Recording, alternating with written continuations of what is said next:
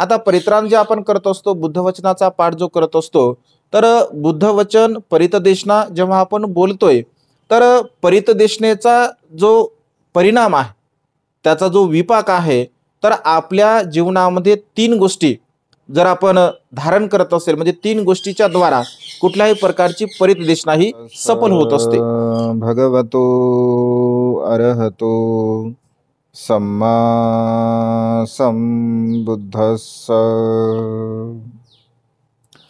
विश्ववंदनीय विश्वशांतीदूत प्रज्ञाशील समाधीच्या उद्गाता महान करुणावान करुणेचा सागर तथागत सम्यक संबुद्ध तथागतांचा पावन पवित्र सद्धम्म, त्या सद्धम्माचा सातत्याने प्रचार आणि प्रसार करणारा सदापूजनीय भिक्खू संघ, बुद्ध धम्म आणि संघ या महान 3 रत्नाची आम्हा सर्वांना माहिती करून देणारे, आम्हा सर्वांचा आधारस्तंभ, भारतीय घटनेचे शिल्पकार बोधिसत्व गुणपेतांग डॉक्टर बाबासाहेब आंबेडकर यांच्या धम्मक्रांतीमध्ये संपूर्ण जीवन समर्पित करतो।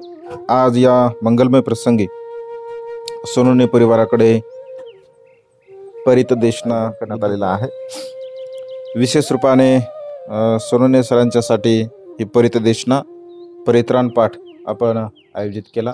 फार मोठ्या संकटामधून ते वाचले आणि त्यामुळे एक त्यांच्या मनाला शांती लाभावी, मनाला सुख लाभावं, या श्रेष्ठ उद्देशाने परितदेशना आपण करावी, परित्राण पाठ करावा, भिक्खू संघाला भोजनदान द्यावं, चिवरदान द्यावं, आदी अशी एक भावना त्यांच्या चित्तामध्ये मनामध्ये निर्माण झालेली आहे। मनुष्याच्या जीवनामध्ये असे संकट नेहमी येत असतात, कारण जीवन म्हटल्यानंतर वेगवेगळ्या प्रकारचे संकट मनुष्याच्या जीवनामध्ये येत असतात आणि त्यामुळे एखादं संकट आपल्या जीवनावरती आलं आहे म्हणजे आपण केवळ आपल्या जीवनामध्ये केवळ दुःखपूर्ण आपण जगावं अशातला काही भाग नाही, किंवा त्याच गोष्टीचं आपण चिंतन मनन करावं असाही काही विषय नाही आहे। कारण मनुष्याचं जीवन आहे, जीवन म्हटल्यानंतर हे छोटे मोठे दुःख, छोटे मोठे प्रसंग मनुष्याच्या जीवनामध्ये येतच असतात।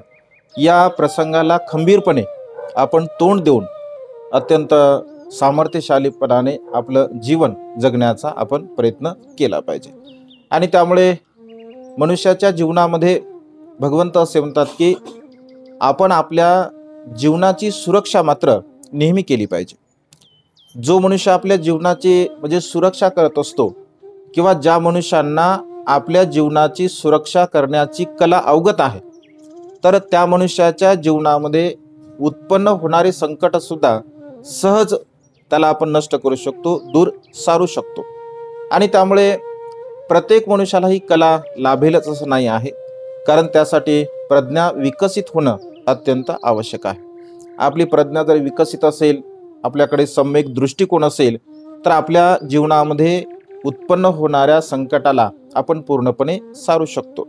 जसं बाह्य संकट आपण करतो, जसं गरमीपासून आपली सुरक्षा व्हावी म्हणून आपण फॅन, एसी, कूलर याचा उपयोग करतो। घरामध्ये चोरी होऊ नये म्हणून दरवाजाचा, लॉकरचा आपण उपयोग करतो, त्याची सुरक्षा करतो। गाडीसुद्धा आपण गाड्यामध्ये सुद्धा बघतो आपण की जसं गाडीमध्ये आता वेगवेगळ्या प्रकारची सुरक्षा आलेली आहे, साहेबांची सुरक्षा, गाडीमधल्या सुरक्षेमुळे त्या ठिकाणी त्यांची सुरक्षा म्हणजे झालेली आहे। जसं बुलेट प्रूफ कार आहे, ऐक नाही, गोळी लागू नये म्हणून बुलेट प्रूफ कारची सुरक्षा म्हणजे केली जातं। तर मनुष्य आपल्या बुद्धिमत्तेने बाह्य सर्व प्रकारच्या सुरक्षा आपल्या स्वतःसाठी करत असतो, परंतु भगवंत असे म्हणतात की ह्या ज्या बाह्य सुरक्षा असतात, ह्या बाह्य सुरक्षा कायमस्वरूपी आपल्या जीवनामध्ये आपली सुरक्षा करतीलच असं मात्र आपण सांगू शकत नाही। आणि त्यामुळे जीवनामध्ये अशा प्रकारचं सुरक्षा कवच आपण निर्माण केलं पाहिजे की छोटे मोठे जे संकट असतात ते संकट सहज आपल्यापासून दूर गेले पाहिजे। तसं मनुष्य म्हटल्यानंतर किंवा मनुष्याचं जीवन हे सुखदुःखाने भरलेलं आहे, क्षणाक्षणाला दुःख येत असतात भगवंत असे म्हणतात। आणि त्यामुळे आपण अजरामरच आहो असंही नाही आहे, कारण मनुष्य आहे तर जन्म आहे तर मृत्यू आहे, हा एक निसर्गाचा नियम आहे। त्याच्यामुळे याही सत्याला आपण समजून घेतलं पाहिजे की जन्म आहे तिथे मृत्यू सुद्धा आहे, आणि तरी सुद्धा परंतु भगवंत असे म्हणतात की काही गोष्टी आपण पाळल्या पाहिजे, काही गोष्टींची सुरक्षा आपण आपल्या जीवनामध्ये केली पाहिजे. भगवंताच्या काळामध्ये असे अनेक उदाहरण आपल्याला पाहायला मिळतात. एक वेळचा प्रसंग आहे, भगवंत श्रावस्तीमध्ये वास्तव्य करत होते. त्यापूर्वीचा प्रसंग, दोन तपस्वी असतात. ते दोन तपस्वी म्हणजे जंगलामध्ये जातात. अनेक वर्षापर्यंत, जवळपास 20 वर्षापर्यंत ते दोन मित्र तप करत असतात, तपश्चर्या करतात. आणि तपश्चर्या केल्यानंतर त्यापैकी एकाला असं वाटतं की आता आपण संसारामध्ये म्हणजे गेलो पाहिजे, संसारामध्ये गेलो पाहिजे असं त्याला वाटतं. आणि तो आपल्या मित्राला म्हणतो की मी हा जो काही तपाची म्हणजे हा जो तप आहे किंवा हा जे माझं व्रत आहे, या व्रताला मी आता सोडणार आहे, मी आता संसारामध्ये जाणार आहे. तो म्हणतो की का तू संसारामध्ये जाणार आहे? तर तो म्हणतो की माझ्या परिवारामध्ये दुसरं कोणी नाही आहे आणि त्यामुळे माझा वंश नष्ट होऊ नये असं मला वाटतं आणि त्यामुळे मी परिवारामध्ये जात आहे. तर तो म्हणतो की ठीक आहे, तू परिवारामध्ये जाऊ शकतो. आणि आपलं स्वतःचं जे तप आहे, तर असं म्हणतो की त्याने जे कुशल कर्म केलेलं असतं, पुण्यकर्म केलं असतं, तर ते कुशल कर्म पुण्यकर्म ज्यांना आवश्यक आहे, कारण पुण्याची आवश्यकता सुद्धा मनुष्यांना असतं. आपण ज्या पुण्याचं अनुमोदन करतो तर दुसऱ्यांसाठी सुद्धा ते अनुमोदन केलं जातं. आणि साहित्यामध्ये अशा प्रकारचा उल्लेख आहे की ते पुण्य दुसऱ्याला तो अर्पित करत असतो. पुण्य दुसऱ्याला अर्पित केल्यानंतर आपली उपजीविका म्हणून एक 100 गायी तो आपल्या उपजीविकेसाठी खरेदी करत असतो आणि एका सुंदर स्त्रीसोबत तो विवाह करतो. दोघेही पती पत्नी अत्यंत सुखपूर्वक असं जीवन जगत असतात. आणि सुखपूर्वक जीवन जगल्यानंतर पुन्हा त्यांना म्हणजे एक बाळ होते. बाळ झाल्यानंतर तो त्याचा जो मित्र असतो काही कारणास्तव नगरामध्ये येत असतो आणि नगरामध्ये आल्यानंतर त्यांच्याकडे सुद्धा तो जातो. त्यांना ते अभिवादन करण्यासाठी जातात. अभिवादन करत असताना त्याला ती दीर्घायू अशा प्रकारचा आशीर्वाद देतात. पत्नीला सुद्धा दीर्घायू हो अशा प्रकारचा आशीर्वाद देतात. परंतु मुलाला जेव्हा ते वंदन करण्यासाठी म्हणजे नेतात, तर मुलाला मात्र ते आशीर्वाद काही देत नाही. म्हणजे अशा प्रकारची मैत्री भावना काही त्यांच्या प्रती करत नाहीत. आणि मग ते दोघेही पती पत्नी विचारतात की म्हणते आपण आम्हाला आशीर्वाद दिला, माझ्या पत्नीला आशीर्वाद दिला, परंतु माझ्या मुलाला म्हणजे का आशीर्वाद दिला नाही? त्याच्या जीवनामध्ये म्हणजे काही असं संकट वगैरे आहे का, किंवा त्याचं आयुष्य दीर्घ नाही आहे का? तर ते म्हणतात की होय, आपलं जे बाळ आहे तर ते केवळ 7 दिवसाच्या आतमध्ये मृत्यूला प्राप्त होणार आहे आणि त्यामुळे मी त्याला दीर्घ आयुष्याचा आशीर्वाद म्हणजे देऊ शकत नाही किंवा दीर्घ आयुष्याप्रती त्यांची मंगल कामना मी करू शकत नाही. तर तो म्हणतो की मग काही याच्यावरती उपाय आहे का? तर ते म्हणतात की उपाय तर आहे, परंतु मी मात्र उपाय काही जाणत नाही. मग कोण जाणतो? तर श्रावस्तीमध्ये भगवंत आहेत, तू भगवंताकडे जा, भगवंत यावरती उपाय निश्चितपणे सांगतील. आणि मग ते दोघेही श्रावस्तीमध्ये जातात, भगवंताला प्रणाम करतात. भगवंताला प्रणाम केल्यानंतर भगवंत सुद्धा त्याला आशीर्वाद देतात, त्याच्या पत्नीला आशीर्वाद देतात दीर्घायू होण्याचा, परंतु मुलाला मात्र आशीर्वाद काही देत नाही. आणि पूर्ण घटना ते दोघेही भगवंताला सांगत असतात. तेव्हा ते म्हणतात की भगवान याच्यावरती काही उपाय आहे का? तर भगवंत असे म्हणतात की हो, यावरती उपाय आहे. काय उपाय आहे भगवान? तर ते सांगतात की तुम्ही घरी जा आणि घरी गेल्यानंतर 7 दिवसाची परितदेशना, ज्याला महापरित्राण असं म्हटलं जातं, तर 7 दिवसाची परितदेशना आपल्याकडे तुम्ही नियोजित करा आणि तशा प्रकारच्या अनेक भिक्षूंना तुम्ही त्या परित्राणासाठी म्हणजे बोलवा. रात्रंदिवस तो परित्राण असतो. आणि भगवंतांनी म्हटल्याप्रमाणे ते घरी जातात, परितदेशना करतात. आणि परितदेशना केल्यानंतर असं म्हटलं की 7 दिवसापर्यंत रात्रंदिवस त्या ठिकाणी भिक्खुसंघ त्या बाळाच्यासाठी परितदेशना म्हणजे करत असतो. आता परित्राण जे आपण करत असतो, बुद्धवचनाचा पाठ जो करत असतो, तर बुद्धवचन परितदेशना जेव्हा आपण बोलतोय, तर परितदेशनेचा जो परिणाम आहे, त्याचा जो विपाक आहे, तर आपल्या जीवनामध्ये 3 गोष्टी जर आपण धारण करत असेल, म्हणजे 3 गोष्टीच्या द्वारा कुठल्याही प्रकारची परितदेशना ही सफल होत असते. पहिली गोष्ट, जे लोक आपल्याला सुरक्षित करण्यासाठी किंवा आपण सुखी व्हावं यासाठी जी परितदेशना करत असतात, तर त्यांची त्या बुद्धवचनावरती जर श्रद्धा असेल, दृढ श्रद्धा असेल, तर ती परितदेशना सफल होत असते. दुसरी गोष्ट, जे बुद्धवचन असतात त्याची सुस्पष्टता असेल, म्हणजे अगदी भगवंताचे वचन जशा प्रकारचे आहे अगदी तशाच प्रकारे ते वचन जर म्हटले गेले असतील, तर त्याची ती परितदेशना सफल होत असते. आणि सिलवान व्यक्तीच्या द्वारा ती देशना जर केली असेल तर ते सफल होत असते. म्हणजे ही 3 कारणं परितदेशना सफल होण्याचे भगवंताने सांगितलेले आहे. आपण ते श्रद्धापूर्वक भगवंताला बोलत आणि 7 दिवसापर्यंत भगवंत भिक्खू संघाच्या द्वारा भिक्खू संघ परितदेशना करत असतो आणि 8व्या दिवशी स्वतः भगवंत त्या ठिकाणी येत असतात आणि दिवसभरापर्यंत परितदेशना होते. भगवंत दानाचं अनुमोदन करतात आणि दानाचं अनुमोदन केल्यानंतर असं म्हटलं की भगवंत त्या ठिकाणी अभिवादनशीलिस निच्चं वद्धापचायिनो चत्तारो धम्मा वड्ढन्ति आई वनो सुखं बलं या गाथेचा उपदेश भगवंत त्या ठिकाणी करत असतात. दीर्घायू कुमार म्हणून त्याचं नाव भविष्यामध्ये पडत असतं. तर भगवंताने देशना केल्यानंतर ते म्हणतात की भगवान आता हे किती वर्ष जीवन जगेल. तर भगवंत असे म्हणतात की 120 वर्षापर्यंत याचं आयुष्य आता वाढेल. 120 वर्षाच्या अगोदर हा कधी मृत्यूला प्राप्त होणार नाही. आणि एवढंच नव्हे तर 500 लोकांचा तो अत्यंत प्रिय होत असतो. जेव्हा तो मोठा बनतो तर 500 लोकांचा अत्यंत प्रिय होतो. 500 लोक त्याच्यासोबत सदा सर्व काळ त्या ठिकाणी वास्तव्य करत असतात. भगवंत असे म्हणतात की मनुष्याच्या चित्तामध्ये जर आपण म्हणजे अभिवादनशील जर असेल, म्हणजे सदा सर्व काळ अभिवादनशीलता जर आपल्या चित्तामध्ये असेल, मनामध्ये असेल, तर त्या अभिवादनशीलतेच्या द्वारा आपण अनंत असीमस कुशल कर्म पुण्यकर्म करत असतो. कारण अभिवादन करण्यासाठी मनुष्याच्या मनामध्ये राग नसावा, अभिवादन करण्यासाठी मनुष्याच्या मनामध्ये द्वेष नसावा, अभिवादन करण्यासाठी मनुष्याच्या मनामध्ये मीपणा, अहमपणा, गर्व नसावा. जर हे 3 विकार मनुष्याच्या चित्तामध्ये जर असतील तर कोणताही मनुष्य अभिवादनशील होऊ शकत नाही, कोणताही मनुष्य अभिवादन करू शकत नाही. आणि त्यामुळे राग, द्वेष आणि अहमपणा ह्या 3 गोष्टी मनुष्याच्या मनातील नष्ट झाल्या पाहिजे, तेव्हा मनुष्य अभिवादनशील बनत असतो. अभिवादनशीलिस निच्चं वद्धापचायिनो वृद्धांची सेवा करणे. जे लोक आपल्या जीवनामध्ये वृद्ध माता पिता असतील किंवा वृद्ध आपले अपतेष्ट असतील, नातेवाईक असतील, त्या वृद्ध लोकांची जर तो मनुष्य सेवा करत असेल तर त्या वृद्ध लोकांची सेवा केल्यामुळे त्यांच्या जीवनामध्ये अनंत असीमस महान पुण्याचा संचय ते लोक करू शकत असतात.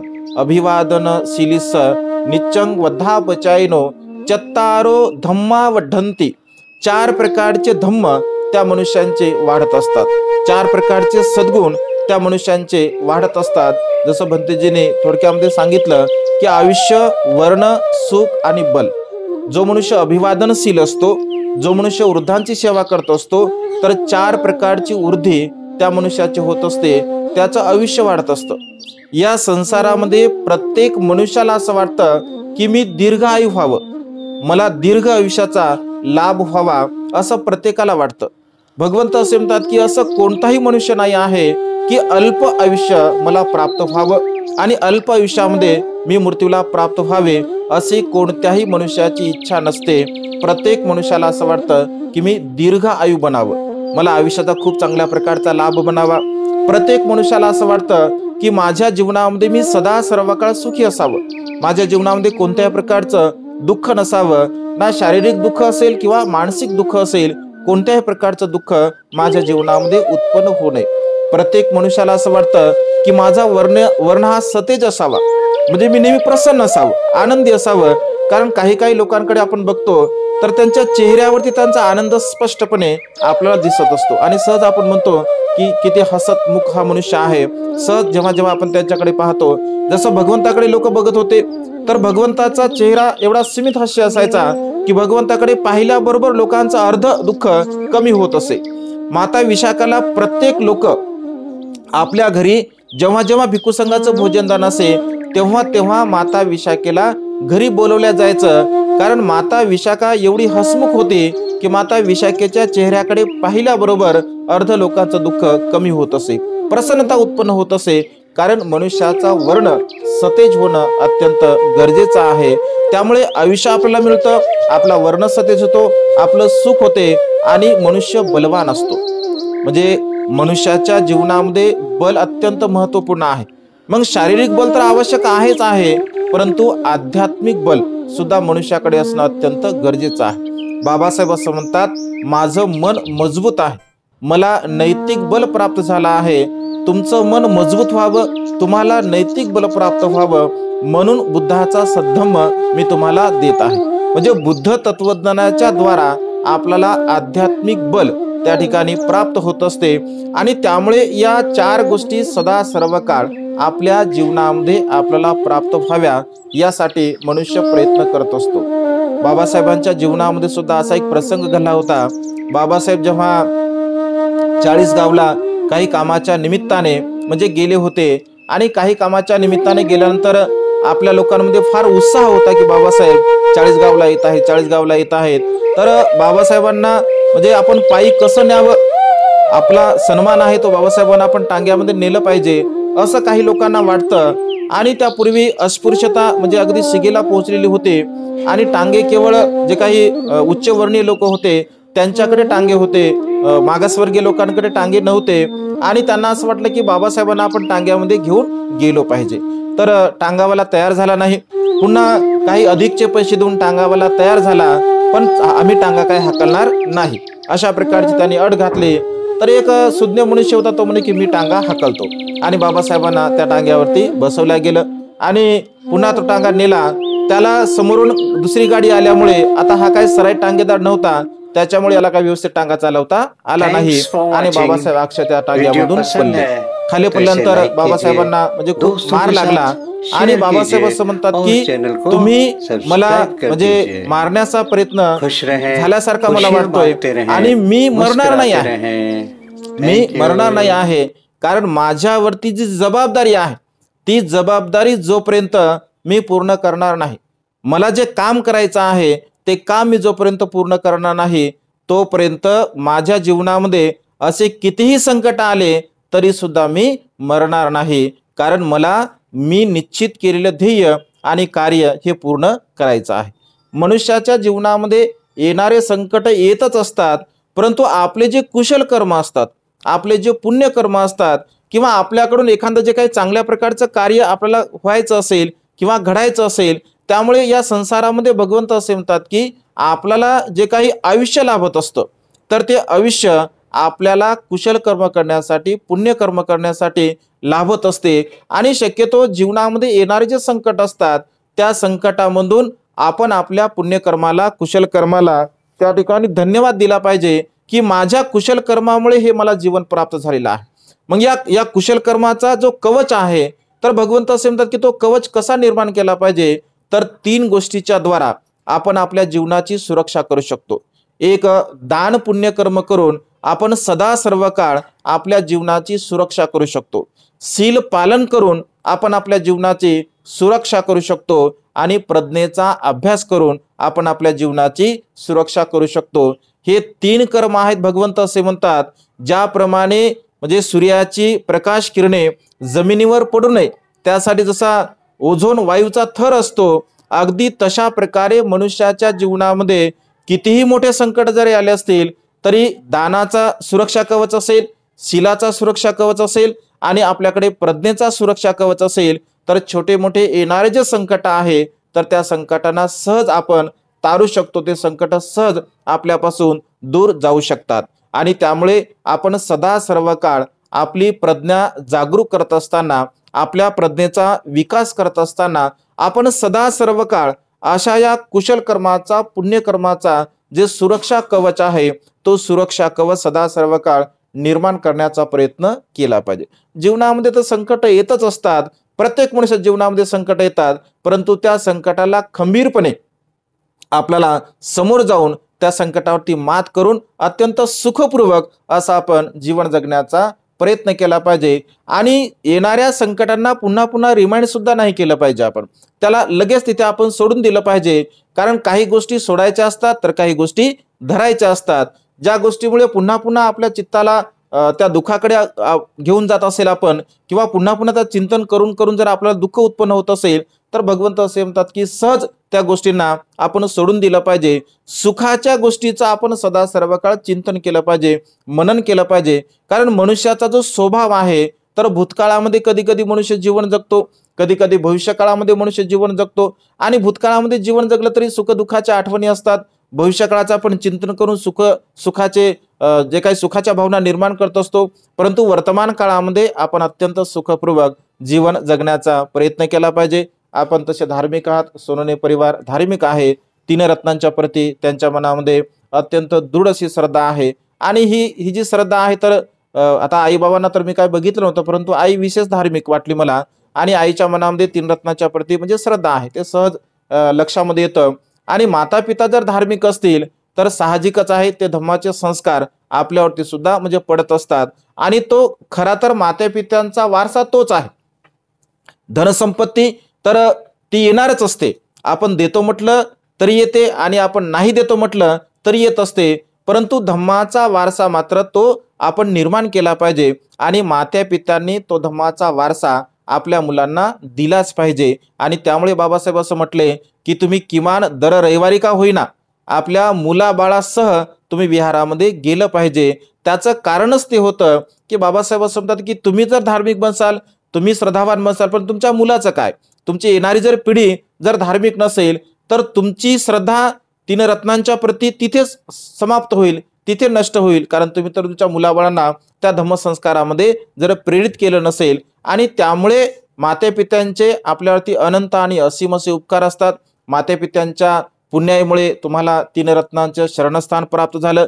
तुमच्यामध्ये सुद्धा तो श्रद्धाभाव आहे, तुमच्यामध्ये सुद्धा तीन रत्नांच्या प्रती बाबासाहेबांच्या धम्मक्रांतीच्या प्रती कृतज्ञ भाव आहे. आणि त्यामुळे कदाचित आपले हे जे कुशल कर्म असतात, आपण नेहमी प्रसन्न चित्ताने जे कुशल कर्म करतो, मी नेहमी उदाहरण देत असतो, जेव्हा जेव्हा दान पुण्य प्रसन्न चित्ताने कसं करावं, म्हणजे सोरणे सर जो समोर आहेत म्हणून असं नाही आहे, परंतु मी जेव्हा जेव्हा दान पुण्याचा संदर्भ सांगतो तेव्हा तेव्हा आपल्या लायब्ररीचा विषय मी सांगत असतो. आणि लायब्ररीचा विषय सांगत असताना म्हणजे सहज म्हणून ही गोष्ट सांगतो की मनुष्याच्या चित्तामध्ये प्रसन्नता कशी असावी. जसं लायब्ररीच्या कामाच्या संदर्भामध्ये ऍक्च्युली ते काम आपल्याला म्हणजे आपण मनी आणि ध्यानी पण नव्हतं स्टार्ट करण्याचं. सहज म्हणून जेव्हा रगडे साहेब चिवरदान करण्यासाठी आले होते, त्याच्यानंतर मी जेव्हा वर्षावासाची लिस्ट बघत होतो, 1,000 रुपये वर्गणी केली, 2,000 रुपये सोनवणे साहेबांनी दिले होते. तर पाटील सरला मी सहज म्हटलं की 1,000 रुपये वर्गणी केली, 2,000 रुपये देणारे कोण आहेत? तर ते म्हटले की सोनवणे सर आहेत, बोलू का त्यांना? मी म्हटलं असं काही नाही. तर सरांनी लगेच फोन लावला.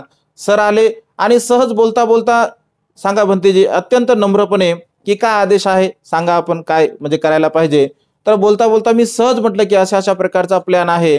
म्हणजे एकाही क्षणाचा विचार न करता सहज, जसं रगडे साहेब म्हटले की मी 50,000 रुपये वर्गणी म्हणजे लायब्ररीसाठी देतो, एका क्षणाचाही विचार न करता सहज सरांनी म्हणजे हसतमुख आम्ही सुद्धा आमच्या परिवाराच्या वतीने म्हणजे लायब्ररीसाठी 50,000 रुपये देतो.